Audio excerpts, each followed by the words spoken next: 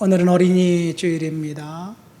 어린이 주일날 엘리야 이야기가 좀 생뚱맞은 것 같지만 엘리야가 위기 가운데 하나님 앞에 부르짖고 하나님 앞에 은혜 가운데 있을 때 하나님이 그를 만났고 응답해 주신 그 사건이 마치 부모가 어린아이를 향한 뜨거운 마음이 있는 것과 비슷하지 않은가 생각됩니다. 하나님의 완벽한 보호와 공급하심이 엘리야에게 있었습니다.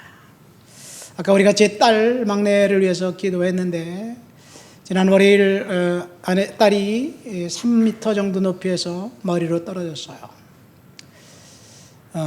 그래서 고대한 암병원 응급실에 갔습니다. 응급실에 가서 CT 촬영과 MRI 촬영을 보니까 머리뼈는 괜찮은데 목뼈 경추 6번이 골절되고 그 안을 지나가는 혈관이 파열됐음이 발견되었어요. 그래서 이제 향후 2, 3일 안에 그 뇌출혈이 있을까? 그래서 응급실에서 이틀, 3일 정도 있었는데 아무런 이벤트도 진행되지 않았습니다. 일반 병실로 옮겼고 이제 지금 예의주시하는데 그저께 또 MRI 찍었는데 또 이상이 없습니다. 사실 그 상황을 보면 굉장히 위기 상황이에요. 3m 높이, 이 응급실, 중환자실, 6번 경추 골절, 혈관 파열, 24시간 보호자의 그 보호, 정말 어려운 상황인데 하나님이 완벽하게 보호해 주고 지켜주고 있다는 사실을 하나님의 은혜가 아니면 설명할 수가 없습니다. 이것이 아버지가 자녀를 보는 마음과 하나님이 우리를 보는 마음이 동일합니다. 엘리야 선지자, 그는 하나님 앞에 열심을 품었던 사람이었습니다. 여러분, 엘리야 선지자 하면 우리는 주의 선지 엘리야 구름 타고 병거 타고 하늘에 올라갔던 일을 기억합니다.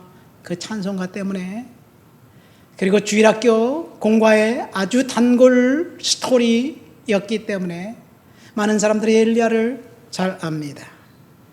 엘리야는 처음부터 유명하고 탁월한 선지자로 우리는 오해를 합니다. 그런데 사실 엘리야는 미증유의 인물이에요. 모든 선지자들은 자기의 어떤 백그라운드가 설명이 되어 있습니다. 예를 들어서 예레미야는 아나돗의 제사장의 아들이었다. 그래서 그 가족 배경을 설명합니다. 사무엘은 그 어머니 한나가 기도하면서 낳은 아들이라고 설명을 합니다. 처음부터 선지자들은 비범한 하나님의 종이었음을 설명하는데 엘리야에 대한 이야기는 아무것도 없습니다. 다만 디셉 사람 엘리야라고만 되어 있습니다. 근데 디셉 사람 엘리야가 언제 등장을 하느냐? 우리 사무엘상 17장 1절부터 3절까지 한번 볼까요? 사무엘상 17장 1절부터 3절까지 한번 읽겠습니다. 길르앗에 우거하는 자 중에 디셉 사람 엘리야가 아합에게 말하되 내가 섬기는 이스라엘의 하나님 여호와께서 살아계심을 두고 맹세하노니 내 말이 없으면 수년 동안 비도 이슬도 있지 아니하리라 하니라. 여호와의 말씀이 엘리야에게 임하여 이르시되 너는 여기서 떠나 동쪽으로 가서 요단앗 그리스네가에 숨고. 이 구절이 엘리야가 성경에 등장하는 첫 구절입니다. 길르앗에 우거하는 사람들 중에 디셉 사람 엘리야, 설명이 그것밖에 없어요. 근데 그 엘리야가 이 당돌하게 왕궁문을 박차고 들어가 당시 슈퍼파워인 이스라엘의 왕 아합에게 뭐라고 선포합니까? 아합은 지금 서슬퍼런 독재자, 권력자였습니다. 그 아내 이세벨은 한술 더 뜨는 포악한 여성이었습니다. 그런데 그들에게 찾아가 담대하게 내 말이 있기 전에는 이스라엘 땅에 이슬도 비도 심지어 아침에 안개조차 없을 것이다. 그런 선포를 하고 나옵니다. 그런데 본문을 보면 엘리야의 첫 메시지가 너무나도 강력합니다. 그런데 그 메시지가 엘리야의 첫 예언이었고 엘리야가 처음으로 선지자로 사역을 하는 전면에 등장하는 이야기입니다. 그러니까 엘리야는 왕궁에 찾아가서 뜬금포를 날린 거예요. 그런데 다시 열왕기 상 17장 1절부터 3절까지 다시 볼까요? 이 1절과 2절이 좀 바뀐 것 같아요. 1절과 2절이. 2절에 뭐라고 되어 있습니까? 여호와의 말씀이 엘리야에게 임하여 이르시되. 하나님의 말씀이 임해서 엘리야가 아방에게 선포한 것이 아니라 아방에게 찾아가서 엘리야가 선포하니까 하나님이 엘리야의 그 예언을 책임져 주셨다는 이야기입니다. 엘리야는 그때까지 한 번도 전면에 나오지 않은 초짜 선지자였습니다. 엘리야가 처음 등장할 때 그 전에 그의 이름이 나와 있지 않습니다. 열왕기상 18장에 보면 이세벨이 여호와의 선지자들을 죽일 때 오바댜라는 왕궁 관리 신하가 있습니다. 이 신하가 선지자 100명을 50명씩 동굴 둘에 왕의 그 권력을 피해 숨겨둡니다. 동굴에 피신시켜서 그들을 보호합니다.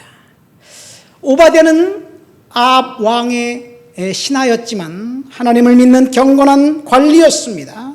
왕명을 어기고 선지자들을 보호했던 경건한 사람이었습니다. 만약 엘리야가 그 당시 이름 있는 선지자였다면 아마 오바댜가 그를 철저하게 보호했을 것인데 엘리야의 이름을 오바댜조차 몰랐던 것 같습니다. 그런데 이 엘리야가 하나님 앞에서 쓰임받았던 이유, 그 이유는 엘리야가 하나님 앞에 철저하게 순종하고 복종한 그 믿음 때문입니다. 엘리야가 위험을 무릅쓰고 왕궁에 찾아가서 이 하나님의 말씀을 선포했던 것, 그리고 엘리야는 왕궁에서 그 말을 선포하고 난 다음에 한 일은 도망간 일이에요. 도망갔습니다. 어디로 도망갔습니까? 광야로 도망갔습니다. 왜요? 아방이 그를 죽일 것이 뻔하기 때문에 그렇습니다. 그러니까 엘리야가 하나님 말씀에 순종한 결과, 그 결과는 순종했으면 복 받아야 되잖아요. 순종했으면 뭔가 하나님 풀어줘야 되는 거잖아요. 근데 엘리야는 하나님 앞에 순종한 결과 목숨의 위험을 느끼고 도망갈 수밖에 없었던 것입니다. 그런 상황 속에서 엘리야는 하나님 앞에 철저히 순종했다는 것이 저와 여러분들에게 도전이 됩니다. 엘리야의 첫 선지자로서의 예언은 3년 반 동안 비 한 방울 오지 않을 것을 선포했고 하나님은 엘리야의 메시지, 그 예언을 책임져 주셨습니다.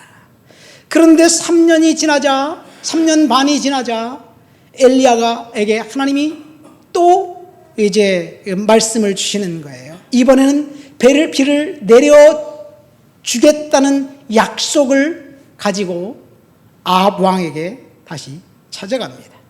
그리고 한 가지 제안을 합니다. 무슨 제한이냐?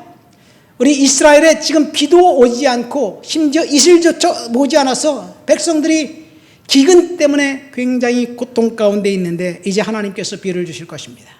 그러나 누가 참 신인지, 바알인지 아세라인지 야훼 하나님인지 우리 한번 내기를 해봅시다. 그렇게 이야기를 하면서 제안을 합니다. 엘리야의 제안이 뭐예요? 열왕기상 18장에 보면 불로 응답하는 신, 그가 참 신이다 라고 이제 선포하면서 바알의 선지자 450명과 아세라 선지자 400명, 850명을 한 팀으로, 그리고 엘리야 혼자 850대 1의 내기를 합니다. 하나님 앞에서 또다시 위험을 감수하고 왕에게 찾아가서 내기를 한 거예요. 엘리야가 왜 그런 내기를 했는지 아십니까?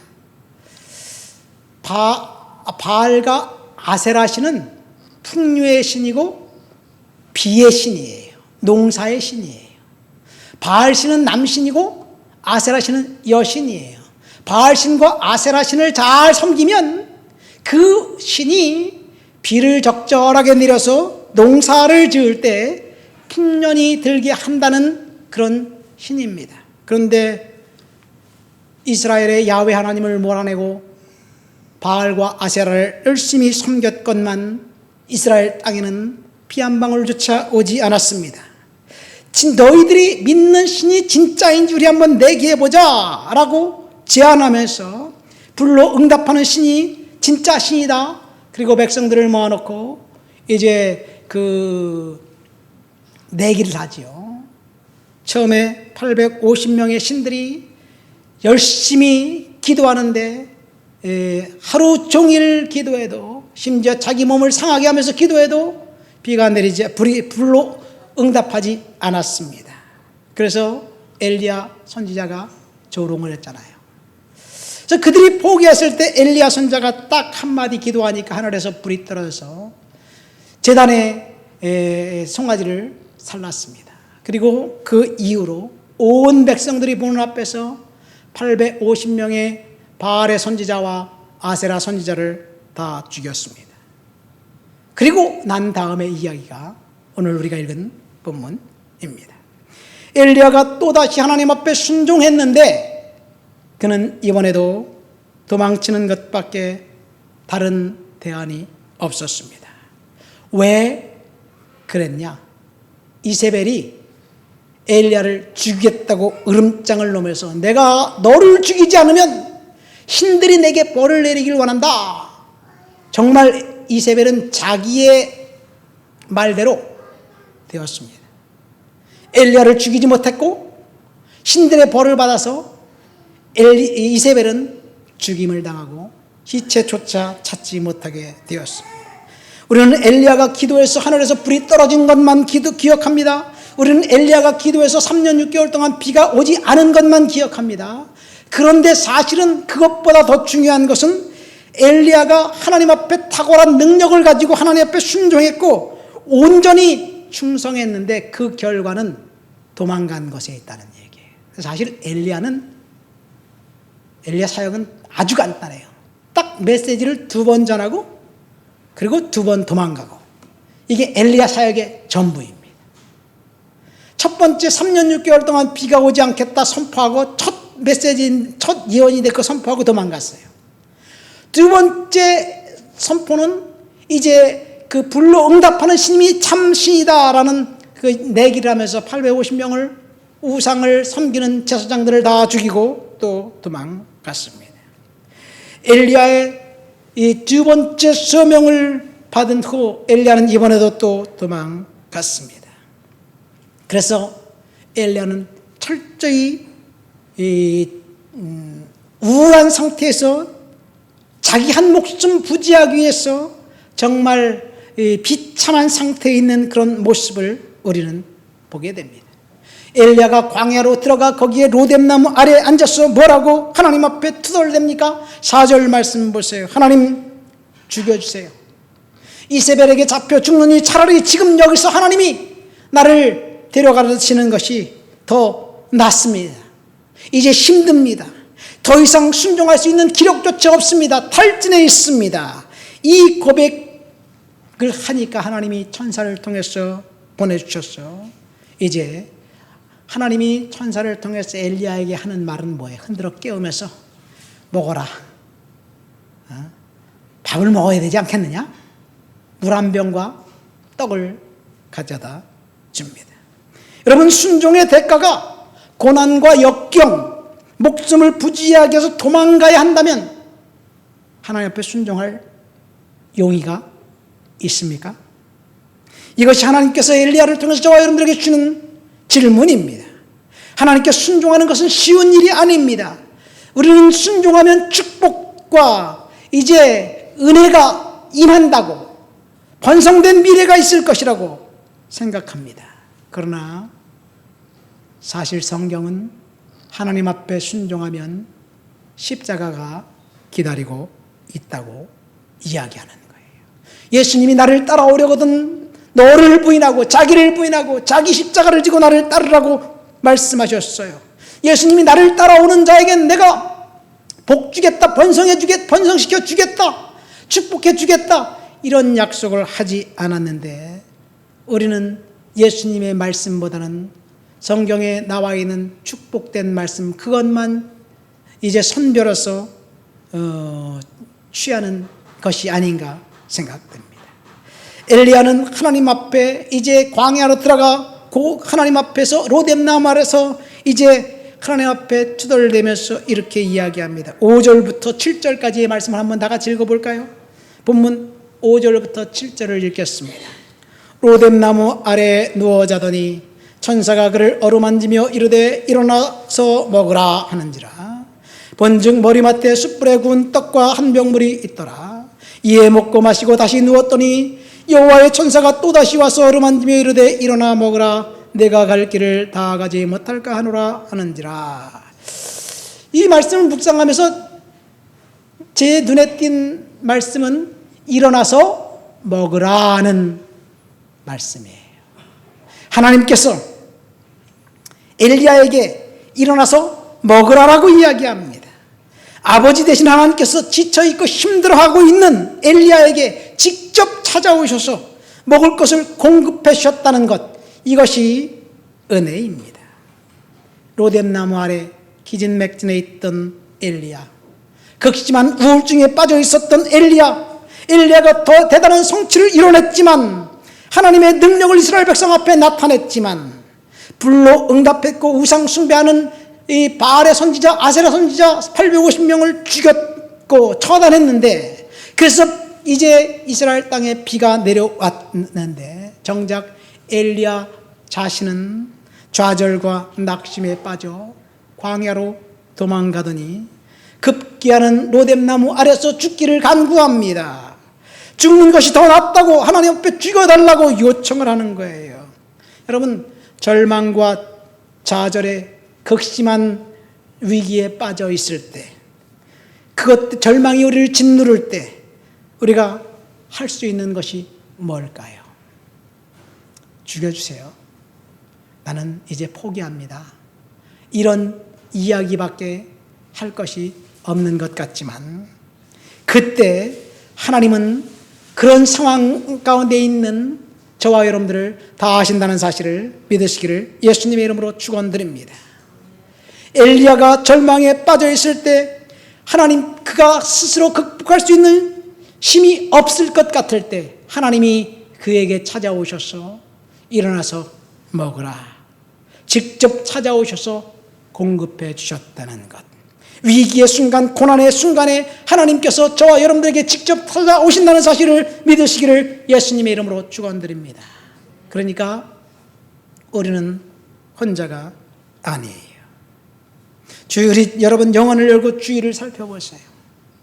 여러분 바로 옆에 하나님의 천사가 저와 여러분들을 보호하기 위해서, 조력하기 위해서 늘 대기하고 있다는 사실을 영안을 열고 보시기를 예수님의 이름으로 축원드립니다. 안 보인다고요? 없다고요? 없는 것 같은데? 진짜 없나? 나와봐 천사야. 여러분, 팩트는 우리의 눈에 안 보여도 하나님이 완벽하게 보호해 주는 거예요. 제가 우리 막내딸을 보면서 하나님이 그 딸을 완벽하게 보호해 줬다는 것을 정말 절실하고 절절하게 느꼈어요. 홍수가 밀려왔습니다. 그런데 어떤 해도 우리 딸에게 임하지 않았어요. 중환자실에 의사들이 이제 왓츠아웃 하면서 어떤 이벤트가 머리에서 진행될지, 어떤 이벤트가 경추에서 진행될지, 혈관에서 진행될지, 신경세포에서 진행될지 그 결과를 예의주시하면서 있는데 아무런 이벤트도 있는 게 아니에요. 아무런 일도 일어나지 않았어요. 지금도 마찬가지예요. 아무런 일도 일어나지 않았어요. 혈관이 파열된 것 때문에 MRI를 다시 찍었는데 없다. 근데 굉장히 큰 충격을 받았기 때문에 막내딸이 좀 힘들어해요. 그러나 하나님께서 천사를 통해서 완벽하게 보호해 주셨을 줄 믿습니다. 처음에 응급실에 갔는데 머리뼈, 뇌뼈가 손상되었고 경추가 손상되었고 축추가 손상되었고 이 광대뼈가 이렇게 되었고 이런 얘기를 들으니까 정말 힘들더라고요. 광대뼈가 골절되었다는 이야기를 한번 하더라고요. 근데 이 환자가 아니네, 다른 환자네.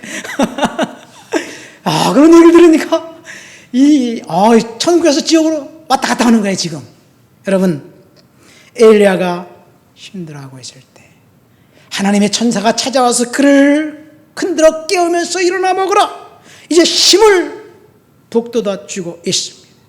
엘리야의 피를 완벽하게 공급해 주신 그 하나님이 저와 여러분들의 필요도 완벽하게 공급해 주실 줄 믿습니다. 두 번째, 엘리야가 이 하나님의 공급하심을 받고 음식을 먹고 힘을 얻어서 40주 40야를 걸어서 간 곳이 어디냐? 어디로 갔어요? 하나님의 산 호렙산으로 갔습니다. 이 호렙산은 옛날에 모세가 하나님을 만났던 곳이에요. 가시떨기 불꽃 아래 임재했던 하나님을 만났던 그 장소, 그 장소, 모세가 하나님 만났던 그 장소를 엘리야가 하나님을 만나기 위해서 갔는지는 모르겠어요. 우연히 찾아갔는지 모르겠습니다. 그러나 엘리야는 하나님 앞에 힘을 얻고 음식을 먹고 하나님의 공급하심을 받고 하나님의 산 호렙산에 찾아가서 거기에 있는 동굴 속에 들어갔어요. 여러분, 우리가 하나님 만날 수 있는 곳이 어디일까요? 엘리야가 찾아갔던 하나님의 산 호렙, 그것이 하나님을 만날 수 있는 장소입니다. 하나님의 임재가 있는 곳, 그것은 아마 예배의 자리가 아닌가 생각합니다. 세상에 나가서 술과 쾌락으로 우리를 만족시킬 수 있을까요? 돈을 많이 벌어 사치한다면 그것이 우리를 만족시킬 수 있을까요? 사실 오히려 텅 빈 마음 채울 수가 없어서 극심한 우울증에 시달릴 수밖에 없는 그런 상황이 세상이 주는 만족과 쾌락입니다. 하나님만이 참 위로가 되고 하나님만이 참 만족이 된다는 사실을 우리는 엘리야를 통해서 알아야 될 줄 믿습니다. 엘리야는 하나님의 산 호렙에 갔습니다. 그리고 굴에 들어갔습니다. 엘리야가 하나님을 만나기 위해서 의도적으로 갔는지 모르겠어요. 그러나 하나님의 임재의 자리로 그가 갔다는 것은 나는 충분합니다. 여러분, 우리가 하나님을 만나기 위해서 하나님의 임재의 자리에 가야 될 줄을 믿습니다. 어디가 여러분들이 하나님을 만날 수 있는 장소인가요? 저는 목사니까 이 교회가 하나님을 만날 수 있는 장소인 것이 틀림없어요. 어떨 때는 컴퓨터 앞에서 묵상을 하면서 말씀을 하면서 컴퓨터 앞에서 묵상 노트 한 페이지를 쓰면서 그때 하나님이 나에게 직접 말씀해 주시는 것을 여러 번 느껴요. 하나님을 만나는 장소입니다. 어떤 사람은 주부는 부엌 앞이 하나님을 만나는 장소일 수도 있습니다.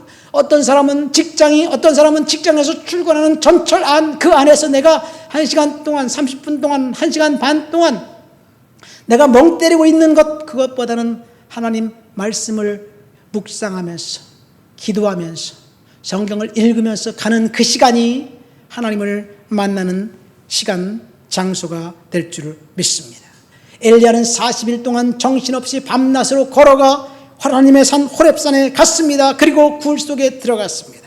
9절과 10절 말씀을 한번 읽어볼까요? 다 같이 읽겠습니다. 엘리야가 그곳 굴에 들어가 거기서 머물더니 여호와의 말씀이 그에게 임하여 이르시되 엘리야야 내가 어찌하여 여기 있느냐. 그가 대답하되 내가 만군의 하나님 여호와께 열심히 유별하오니 이는 이스라엘 자손이 주의 언약을 버리고 주의 제단을 헐며 칼로 주의 선지자들을 죽였음이오며 오직 나만 남았거늘 그들이 내 생명을 찾아 빼앗으려 하나이다. 엘리야가 굴에 들어갔습니다. 거기서 하나님을 만났습니다. 아마 엘리야가 굴에 들어가서 하나님을 만나기 위해서 열심히 기도한 것 같지가 않아요. 엘리야가 하나님 굴 속에 들어가서 모든 것을 다 포기하고 누워서 잠을 자지 않았을까 생각이 됩니다. 하나님이 임자는 그 자리에 가서 하나님 만나주세요, 하나님 내가 필요합니다 그렇게 외치지 않아도 돼요. 그냥 누워있으니까 하나님이 엘리야에게 찾아오신 거예요. 여러분, 중요한 것은 하나님을 만나기 위해서 우리가 하나님 앞에 가는 것이 아니라 하나님이 저와 여러분들에게 찾아온다는 사실을 믿으시기를 예수님의 이름으로 축원드립니다. 그런데 언제 어느 장소에서 하나님이 우리에게 찾아오느냐, 이 장소는 우리가 선별해야 될 필요성은 있어요. 우리가 하나님을 만날 만한 장소, 그 장소에 가 있을 때 하나님이 우리를 찾아오는 거예요. 여러분, 세상에서 쾌락을, 만족을 얻기 위해서 뭔가 죄 짓는 그 장소, 그 자리에 있다고 하나님이 우리를 찾아오실까요? 죄 짓는 장소에 있을 때 하나님 찾아오신 것은 너 임마 거기 있으면 안 돼. 책망하기 위해서 너 거기서 나와! 그렇게 하기 위해서 찾아올 수도 있을 것 같긴 하네요. 그러나 엘리야가 지쳐있고 쓰러져 있을 때 말씀으로 찾아온 하나님, 그 하나님이 엘리야에게 너 여기 왜 있느냐 이렇게 묻는 거예요. 하나님 몰라서 질문했을까요? 지금 하나님께서 엘리야를 위로해 주시고 사명을 주시기 위해서 찾아오신 거예요. 그러면서 엘리야에게 사마리아로 돌아가라. 다시 돌아가라. 내 삶의 자리로 돌아가라. 저는 힘든데요. 아방이 저를 죽이려고 하는데요. 그러니까 하나님이 너는 혼자가 아니다. 하나님께서 직접 엘리야에게 말씀하시는 거예요. 하나님이 자신을 직접 보여주셨습니다. 다시 말해서 위로는 말로 되는 것이 아니에요. 하나님이 강력한 불 가운데, 지진 가운데, 바람 가운데 그 모든 것들이 다 지나가고 난 다음에 세미한 음성 가운데 하나님께서 찾아오셨어요. 그 하나님은 임마누엘의 하나님, 말할 수 없는 탄식으로 저와 여러분들을 위해서 중보하시는 성령 하나님, 엘리야가 만난 하나님, 바로 구약의 하나님, 임재하시는 성자 예수님, 임마누엘 되시는 예수님의 모습이 아닌가 생각이 됩니다. 엘리야는 하나님을 만났고 위로를 받았습니다. 하나님께서 엘리야에게 직접 찾아오셨습니다. 여러분, 하나님께서 저와 여러분들에게 직접 찾아오신다는 사실을 믿으시기를 예수님의 이름으로 축원드립니다. 우리가 하나님을 만날 수 있는 장소가 어디일까요?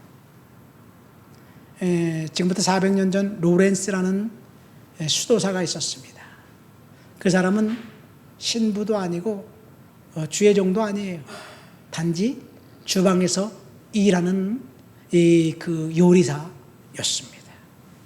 그런데 이 로렌스 형제가 수도원에 들어가 수도사들을 뒤치다거리는 요리사 노릇을 하면서 허드렛 일을 하면서 그의 한 가지 목표는 하나님을 만나고 하나님의 임재를 경험하는 것이었어요. 그래서 그는 자기가 일하는 부엌, 자기가 일하는 그 장소를 하나님을 만나는 임재가 있는 그 장소로 만들었습니다. 그리고 장장 40년이 넘도록 그 주방을 지키면서 하나님의 임재를 경험한 것을 책으로 썼어요.